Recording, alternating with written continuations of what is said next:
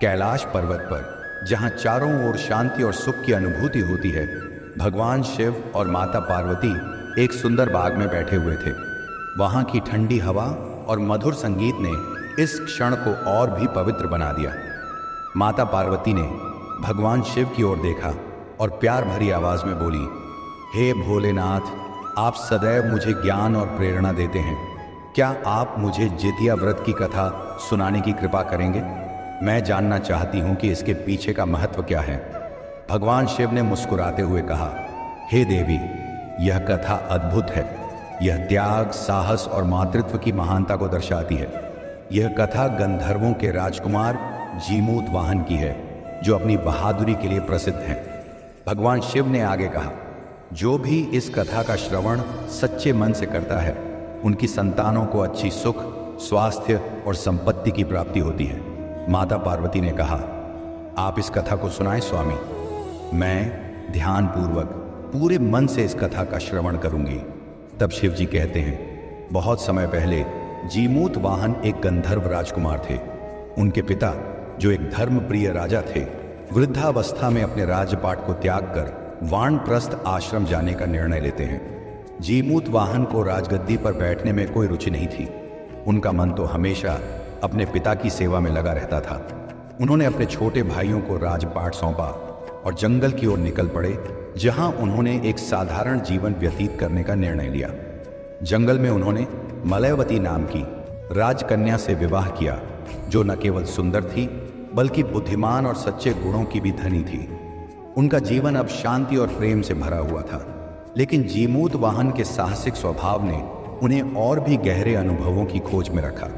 जंगल में रहकर जीमूत वाहन ने कई अनुभव किए और जीवन के कई पहलुओं को समझा। एक दिन जब वह जंगल में टहल रहे थे, तभी उन्होंने एक बूढ़ी महिला को रोते हुए देखा। उनकी आवाज में ऐसी पीड़ा थी कि जीमूत वाहन रुके बिना नहीं रह सके।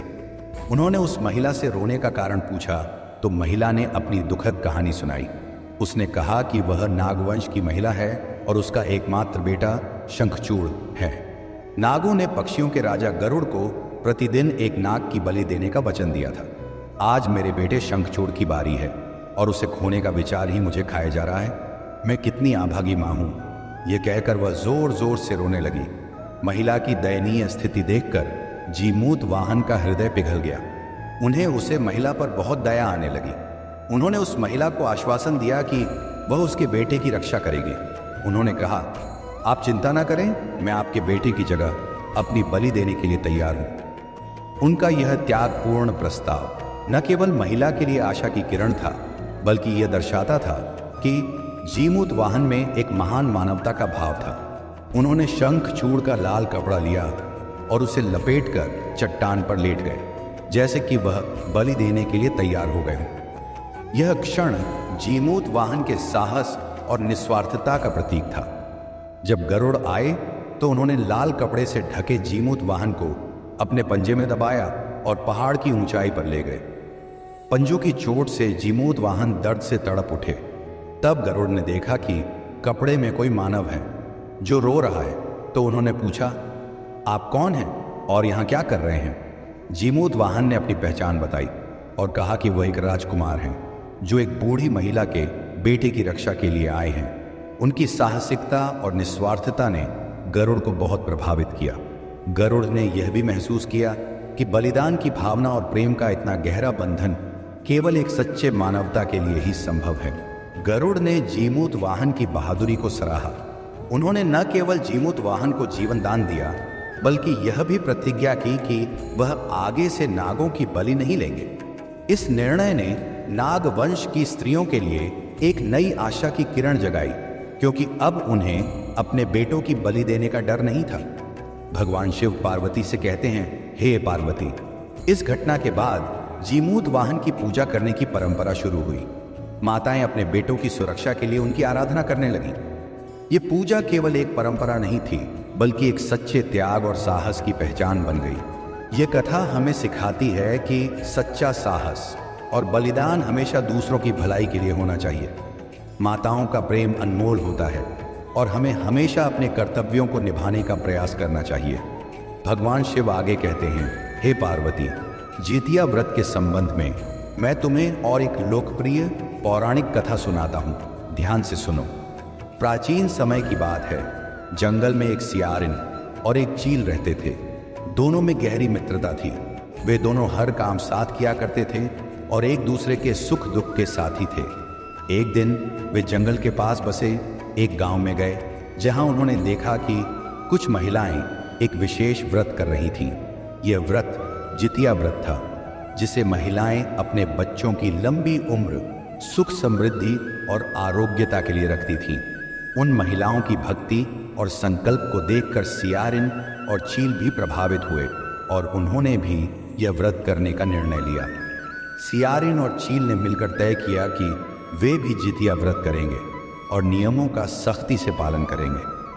उन्होंने संकल्प लिया कि पूरे दिन वे कुछ नहीं खाएंगी और निर्जला उपवास रखेंगी। व्रत के दौरान चील ने पूरे नियमों का सख्ती से पालन किया।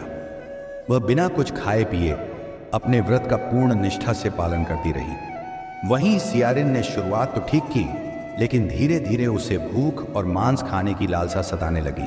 अपनी भूख से परेशान होकर सियारिन ने नियमों को तोड़ दिया और चोरी छिपे मांस खा लिया। उसने व्रत तोड़कर अपने पुण्य को नष्ट कर दिया, जबकि चील ने व्रत को पूरी निष्ठा और अनुशासन के साथ पूरा किया। व्रत के समाप्त होने के बाद अगले जन्म में सियारिन और चील दोनों ने पुनर्जन्म लिया। इस जन्म में वे दोनों बहनें बनी। सियारिन इस बार बड़ी बहन के रूप में जन्मी और उसकी शादी एक राजा से हुई। वहीं चील छोटी बहन बनी और उसकी शादी राजा के मंत्री से हुई। सियारिन, जो अब एक रानी बन चुकी थी, उसको वैभव और संपन्नता तो मिली, लेकिन जब उसकी संतानें पैदा हुई तो वे या तो जन्म के कुछ समय बाद मर जाती थीं या बीमार होकर जीवन से हाथ धो बैठती थीं। वह बहुत दुखी और निराश रहने लगी। दूसरी ओर उसकी छोटी बहन चील, जिसने व्रत के नियमों का पूर्ण पालन किया था, उसे सुंदर, स्वस्थ और दीर्घायु संतानें प्राप्त हुईं। उसकी संतानों को कोई रोग नहीं होता था और वे सभी खुशहाल जीवन जी रहे थे। यह देखकर सियारिन को बहुत ईर्ष्या होने लगी। सियारिन अपनी संतानों की असफलता, 11 और चील की संतानों की सफलता देखकर अंदर से टूट चुकी थी। उसे समझ में आया कि यह सब पिछले जन्म में किए गए कर्मों का फल है, लेकिन उसकी ईर्ष्या ने उसे अंधा कर दिया और उसने अपनी बहन चील और उसकी संतानों को मारने की योजना बनाई। एक दिन जब चील अपने बच्चों के साथ खेल रही थी, सियारिन ने मौका देखकर उसकी संतानों को मारने की कोशिश की, लेकिन चील, जो अपनी सच्ची भक्ति और व्रत के पुण्य के कारण सुरक्षित थी, समय रहते अपनी संतानों को बचा पाई। चील ने अपनी बहन सियारिन को समझाया और कहा, यह सब हमारे कर्मों का परिणाम है। तुमने पिछले जन्म में व्रत का पालन नहीं किया, इसलिए तुम्हारी संतानें असफल हो रही हैं, जबकि मैंने नियमों का पालन किया, इसलिए मेरी संतानों को आशीर्वाद मिला। अगर तुमने भी सच्चे मन से नियमों का पालन किया होता तो तुम्हारी संतानों का जीवन भी सुखी होता। सियारिन को अपनी गलती का एहसास हुआ और उसने अपने कृत्य पर गहरा पछतावा किया। उसने अपनी बहन से माफी मांगी और फिर से धर्म के मार्ग पर चलने का प्रण किया। अगले साल उसने पूरे मन जितिया व्रत रखा, पूरे श्रद्धा के साथ। उसके बाद उसे भी एक अच्छे संतान की प्राप्ति हुई। भगवान शिव कहते हैं, यह पौराणिक कथा सिखाती है कि धर्म, भक्ति और संकल्प का पालन जीवन में अत्यंत महत्वपूर्ण है। सियारिन की तरह अगर कोई नियमों का उल्लंघन करता है तो उसे दुष्परिणाम भुगतने पड़ते हैं, जबकि चील, जिसने नियमों का पालन किया, उसे सुख और समृद्धि प्राप्त हुई। यह कथा हमें यह संदेश देती है कि धर्म के मार्ग पर चलकर सच्ची निष्ठा और ईमानदारी से जीवन जीने से हमें जीवन में सफलता, सुख और शांति मिलती है। भगवान शिव कहते हैं, हे पार्वती, जितिया व्रत के संबंध में मैं तुम्हें एक और महत्वपूर्ण कथा सुनाता हूं, ध्यान से सुनो। पार्वती जी ने भी हामी भर दी। शिव जी ने कहा, जितिया व्रत की यह कथा महाभारत के समय से जुड़ी हुई है और इसका संबंध जीवन, मृत्यु और पुनर्जीवन से है। यह कथा हमें उस समय की महत्वपूर्ण घटनाओं से अवगत कराती है जब महाभारत के युद्ध ने कई जीवनों को प्रभावित किया था। जितिया व्रत विशेष रूप से माताओं द्वारा अपने बच्चों की दीर्घायु और कल्याण के लिए रखा जाता है। इस कथा का मूल महाभारत काल की एक दुखद घटना में निहित है, जिसका संबंध गुरु द्रोणाचार्य के पुत्र अश्वत्थामा और पांडवों से है। महाभारत के युद्ध के अंतिम दिनों में जब कौरवों की सेना बुरी तरह पराजित हो गई थी और गुरु द्रोणाचार्य की भी मृत्यु हो चुकी थी, उनकी मृत्यु के बाद उनके पुत्र अश्वत्थामा के मन में प्रतिशोध की आग धधकने लगी। अपने पिता की मृत्यु का बदला लेने की प्रबल इच्छा से प्रेरित होकर अश्वत्थामा ने पांडवों से प्रतिशोध लेने की ठान ली। एक रात जब पांडवों का शिविर शांत था, अश्वत्थामा ने पांडवों के शिविर में चुपके से प्रवेश किया।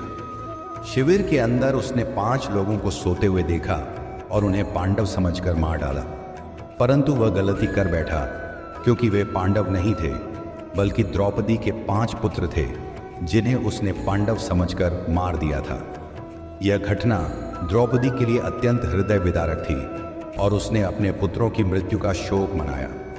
द्रौपदी की 5 संतानों की हत्या के बाद अर्जुन ने अश्वत्थामा को बंदी बना लिया। अर्जुन ने न केवल उसे बंदी बनाया बल्कि अश्वत्थामा के माथे से उसकी दिव्य मणि को भी निकाल लिया, जो उसकी शक्तियों का स्रोत थी। इस अपमान और पराजय से क्रोधित होकर अश्वत्थामा ने पांडवों से फिर से बदला लेने की योजना बनाई। अश्वत्थामा का अगला लक्ष्य अभिमन्यु की गर्भवती पत्नी उत्तरा थी, जो पांडवों के भविष्य की उम्मीद थी।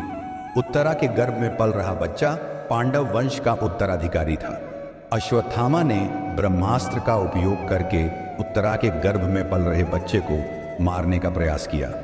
उसने ब्रह्मास्त्र से गर्भ को नष्ट कर दिया, जिससे उत्तरा की अजन्मी संतान गर्भ में ही मर गई।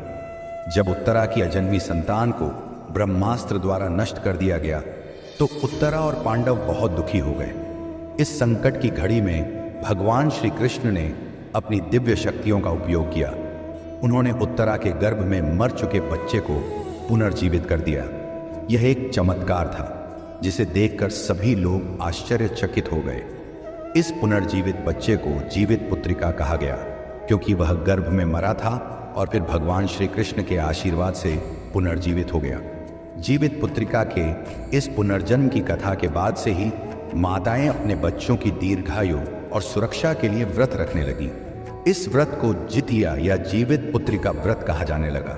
यह व्रत विशेष रूप से माताओं द्वारा अपने पुत्रों की लंबी उम्र और उनके कल्याण की कामना के लिए रखा जाता है।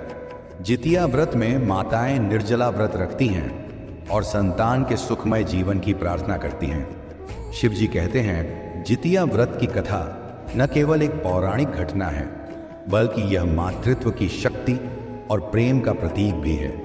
इस कथा के माध्यम से यह संदेश मिलता है कि माँ के प्रेम और उसके त्याग में असाधारण शक्ति होती है। भगवान श्री कृष्ण का उत्तरा के अजन्मे बच्चे को पुनर्जीवित करना यह दर्शाता है कि सच्ची भक्ति और विश्वास के बल पर मृत्यु से भी विजय प्राप्त की जा सकती है। इस प्रकार जितिया व्रत आज भी माताओं द्वारा बड़ी श्रद्धा और आस्था के साथ मनाया जाता है और यह उनके बच्चों के प्रति निस्वार्थ प्रेम और उनकी सुरक्षा के लिए किए गए त्याग का प्रतीक बन चुका है। माता पार्वती ने भगवान शिव की बातों को ध्यान से सुना और कहा, यह कथा बहुत प्रेरणादायक है। इससे हमें यह सीखने को मिलता है कि निस्वार्थ सेवा और त्याग का महत्व क्या है। इस प्रकार कैलाश पर्वत पर भगवान शिव और माता पार्वती के बीच जितिया व्रत की कथा गूंजती रही, जो हमेशा मानवता के प्रति प्रेम और सहानुभूति का संदेश देती है। दोस्तों, आपसे एक छोटी सी विनती है, जो भी इस वीडियो को देखे चैनल को सब्सक्राइब जरूर करें। आपके एक सब्सक्राइब करने से हमारी एक मदद हो जाएगी और वीडियो को एक लाइक भी जरूर करें और कमेंट में जय श्री कृष्णा हर हर महादेव जरूर लिखें। तो मिलते हैं अगले वीडियो में, तब तक के लिए धन्यवाद। जय श्री कृष्णा, राधे कृष्णा।